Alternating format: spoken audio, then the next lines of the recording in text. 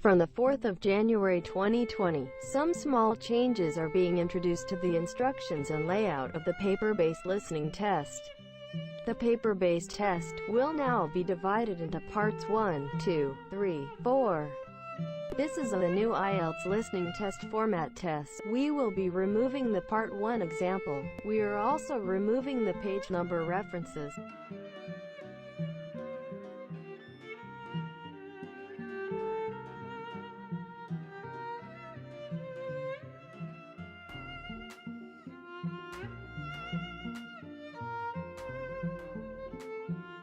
Part 1. Exam practice. Listening. You'll hear a woman calling Laverton Arts Centre for some information. First, you have some time to look at questions 1 to 6.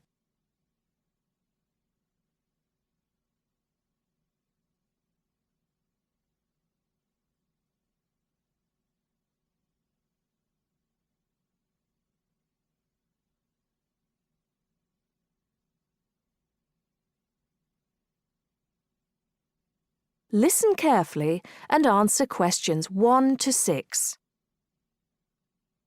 Laverton Arts Centre. How can I help you? Hello.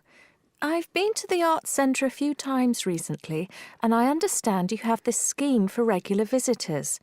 The Friends of Laverton Arts Centre. Yes, that's right. I wonder if you could tell me a little about it. I mean, how much it costs and what benefits it offers, things like that. Certainly. Well, first of all, the good news is that we've recently changed the scheme. It used to cost £15 a year, but now it's free. All you have to do is fill in an application form. You can either come to the Arts Centre and do that here, or you can go to our website and apply online. And so what are the benefits of joining? There are actually quite a few. As a friend of Laverton Arts Centre, you'll receive a newsletter every 3 months with information on all the forthcoming events. That sounds useful. You also get priority booking for shows and concerts in the main theatre. Can you explain how that works exactly? Yes. What that means is that when tickets go on sale, for the first 2 days they're only available to friends of the Arts Centre. So as long as you book early, you can make sure you get seats. Great! Do you ever offer discounts to friends of the centre? Under the old system, when you had to pay to be a member, we did. Under the new system, there won't be any discounts for shows in the main theatre or films at the Arts Cinema. Having said that, we will be offering some discounts to members for performances in the small theatre. There'll be information about this in each issue of the newsletter. I suppose I can find that information online as well, can I? Absolutely. Actually, we're redoing our website at the moment. Right now, there actually isn't a special section for Friends of the Arts Centre on the website. Once the site's been redesigned, there will be. You'll be able to put in your username and password and enter a special section just for you. It sounds excellent. Are there any requirements, though? I mean, as a member, do I have to do anything? Yes, sorry, I forgot to mention that. There are no formal requirements at all, though obviously we have this scheme to encourage people to attend events here regularly. So we ask that you attend at least 4 events a year, whatever they are, if you possibly can. Nobody's going to count, though, and it's totally up to you. That sounds fair enough. Before you hear the rest of the conversation, you have some time to look at questions 7 to 10.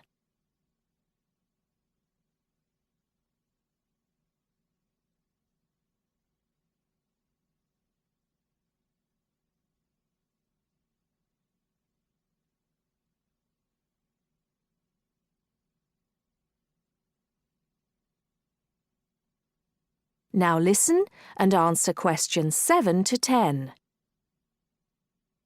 While you're here, we're actually conducting a short survey of people who phone up the Arts Centre. Would you mind if I asked you a few questions? It'll only take a couple of minutes. Sure, no problem. Thanks a lot. So, how many times have you visited Laverton Arts Centre in the last 6 months? Well, I've only lived in the area for the last 4 months, so not that many times. 3, I suppose.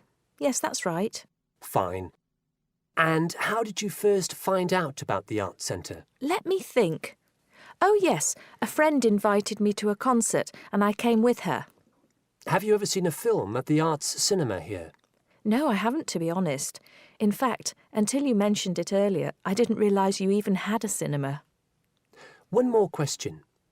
If we offered a free tour of the Arts Centre, including things such as going backstage to look at the dressing rooms, would you be interested in going on it? Oh yes, definitely. I think a tour like that would be very interesting. I'd even pay for it. That's great. Thank you very much for your time. Thank you. That is the end of part 1. You now have half a minute to check your answers.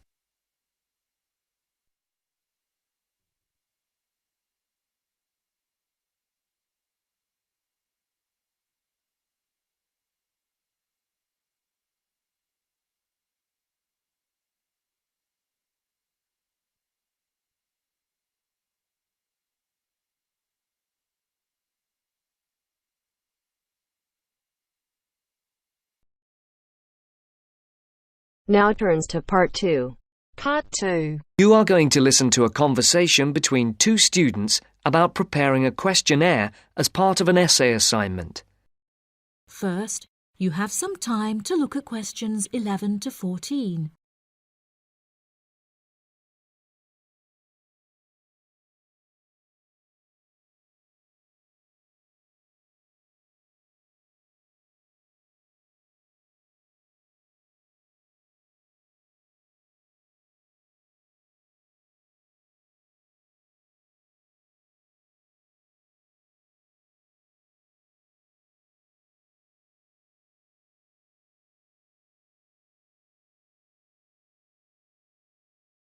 Now listen carefully and answer questions 11 to 14. I've never written an essay of more than 1,500 words before, Anne. Me neither, Mark, and it scares me. I wouldn't worry. We'll just have to pretend it's 4 essays of 1,500 words and join them together. It says here in the assignment notes Dr. Brightwell gave us that we're to write between 5,000 and 6,000 words on some aspect of students' attitudes, backed up by our own research, which we present in the form of tables, graphs, charts or whatever, and supported by reference to the list of books she gave us. Oh, I didn't realise there had been so many social science books written about students. Oh, yeah. There are a lot. And the questionnaire? Yes. We have to prepare a questionnaire to gather our own data for the graphs, etc., and hand it in to Dr. Brightwell in draft form in 2 weeks' time. 2 weeks? That's what she said, and what it says here. She says that it's better to have it checked before we go on to collect the information and start the writing. Suppose she's right. We'd better get started then. But she didn't say how we were going to put the questionnaire together. Does it say anything in the notes? Nope.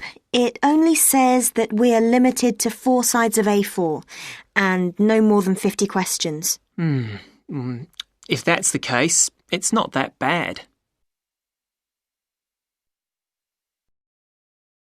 Before you hear the rest of the programme, you have some time to look at questions 15 to 20.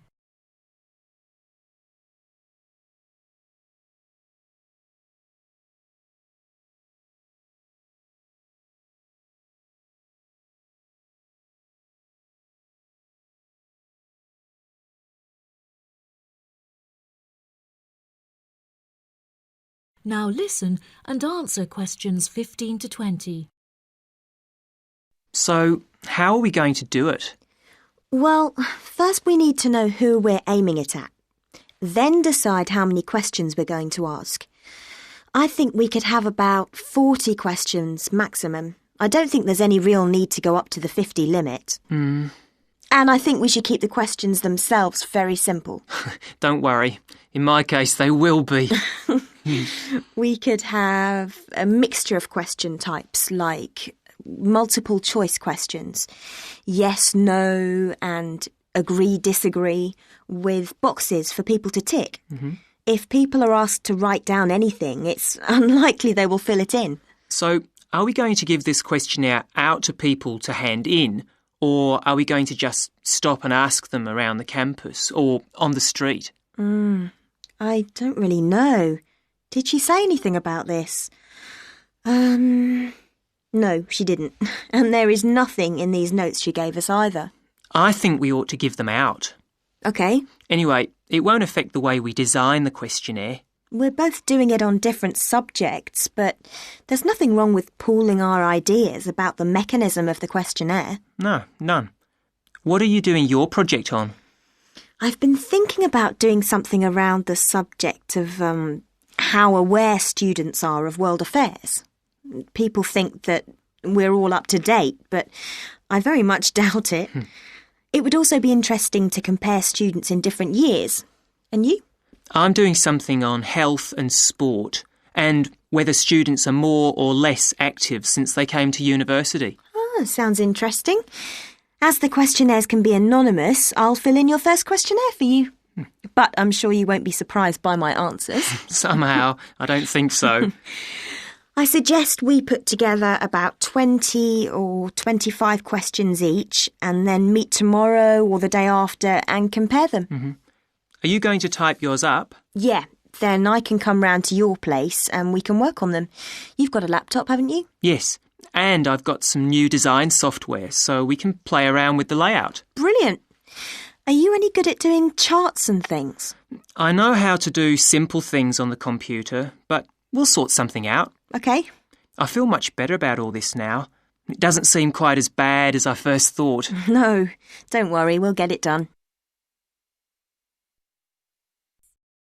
That is the end of part 2.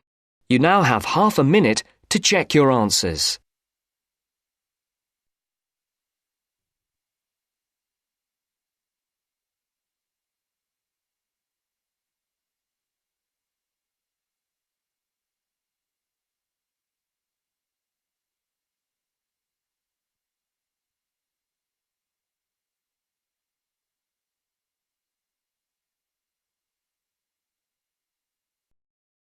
Now turns to part 3.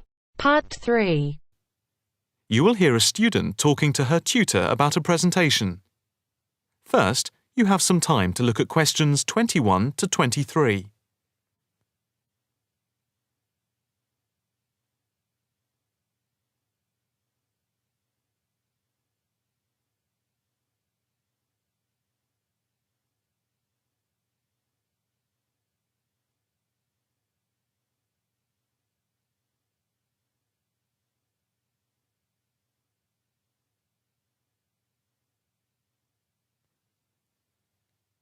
Now listen carefully and answer questions 21 to 23. Excuse me, Dr. Owen, Oh, hello, Karen. Have you got a few moments? Yeah, sure. How can I help you? Well, I've had difficulty finding data on the original question, and I was wondering if I could change my paper to Investment in Knowledge, comparing some European countries with the United States, and then with others throughout the world, including the OECD average. I found lots of data by way of graphs, etc. Where did you get the data from? From various sources, books and journals. How are you going to present the material? I am going to use the electronic whiteboard as suggested and do a blend of graphs, pictures, text and podcasts to illustrate my presentation. It sounds very impressive. Yes, let's hope the whiteboard works. But I'm also going to have a PowerPoint presentation for a backup, just to cover myself. A backup is a good idea, but it's a lot of work doing everything twice. It is, but at least I'll have experience of both. Before we talk about how to use the data I've selected, could you give me the names of a few websites I should look at for more specific background material? When you type in anything to do with knowledge, there are millions of sites listed. Before you hear the rest of the conversation, you have some time to look at questions 24 to 30.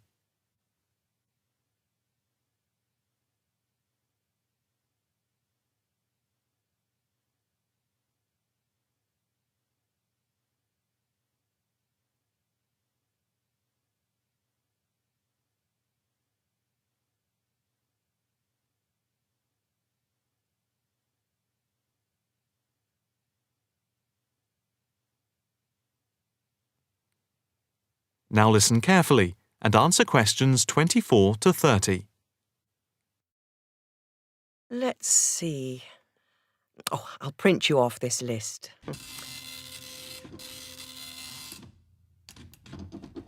Oh, there we go. Right.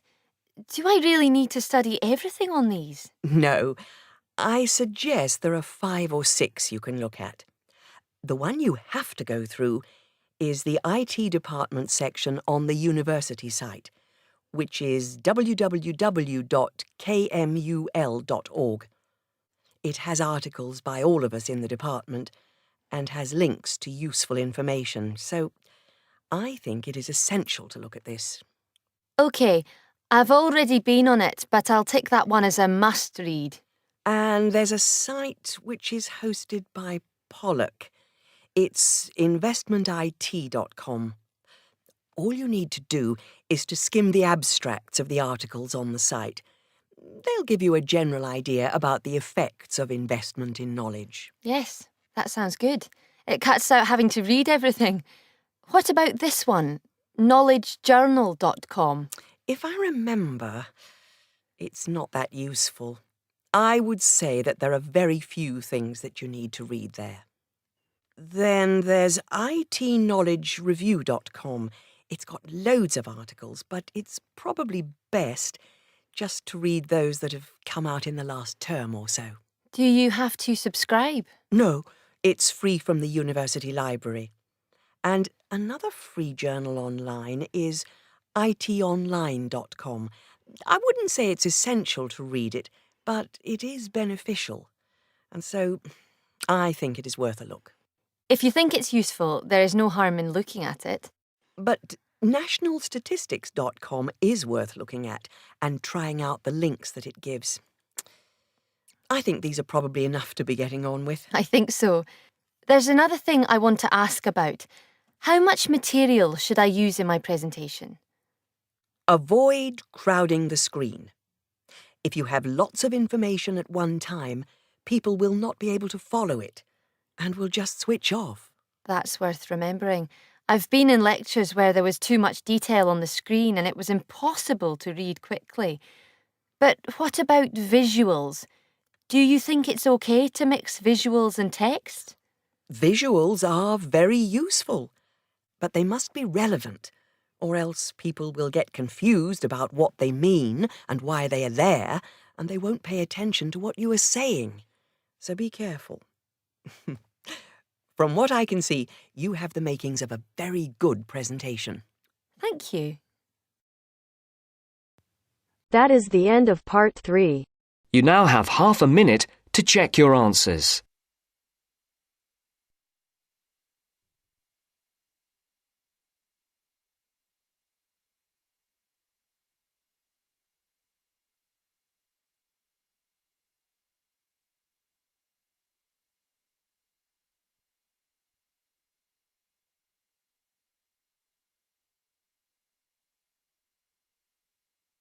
Now turns to part 4. Part 4. You are going to hear a lecture on life at work, which is being given as part of a series of lectures on productivity and work practices. First, look at questions 31 to 35.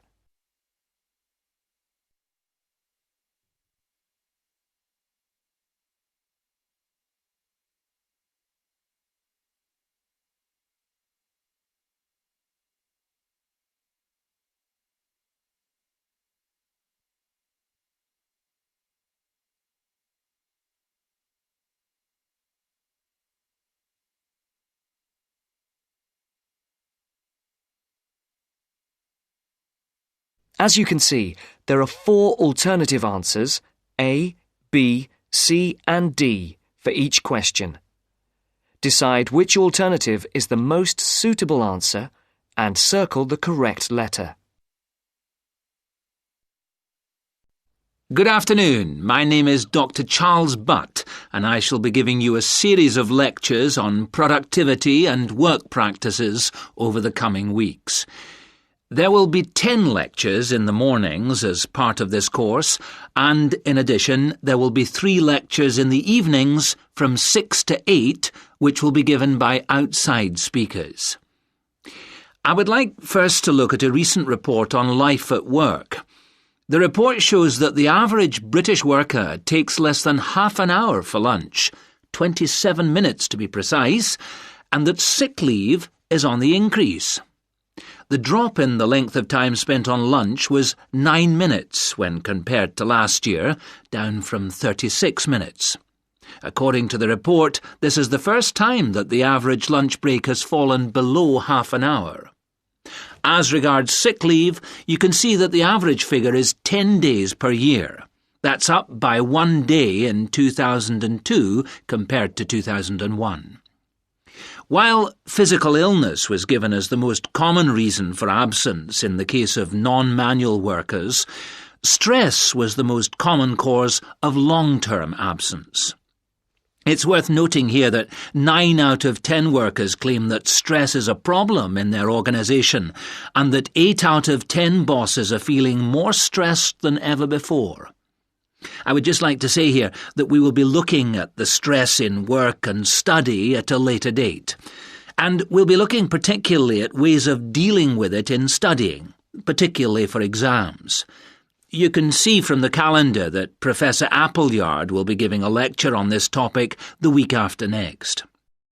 The report also says that just below 50% of workers claim that they were taking less time off for holidays than they were entitled to. I'm not sure that this will be believed by the employers. Previous surveys have suggested that about 1/3 of days that have been taken by workers as days off sick were regarded by bosses as not being the result of genuine illness. Some more hard data is required to corroborate both these claims. Before the speaker continues, look at questions 36 to 40.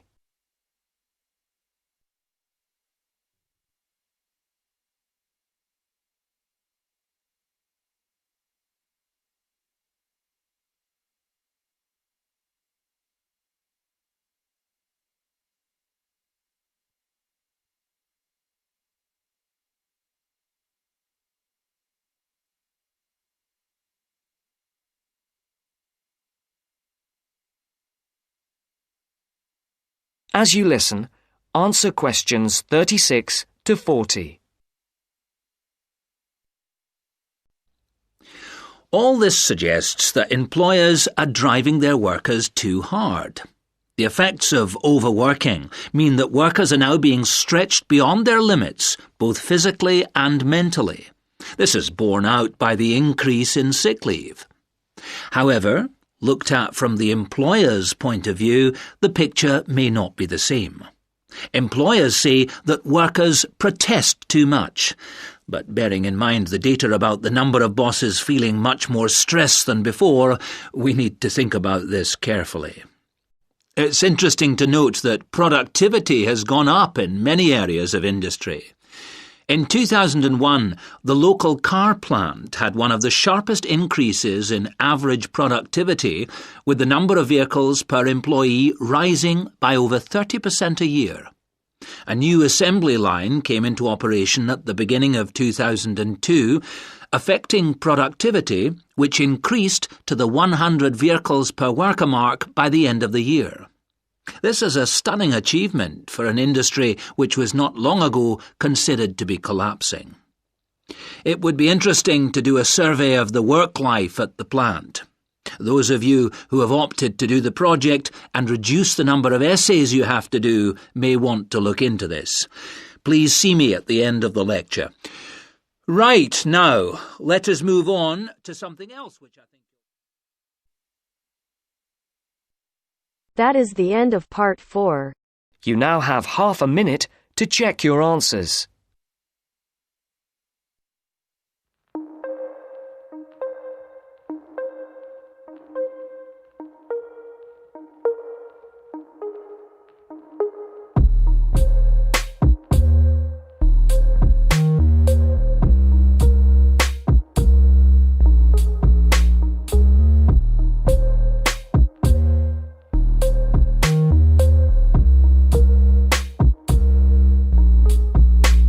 That is the end of the test.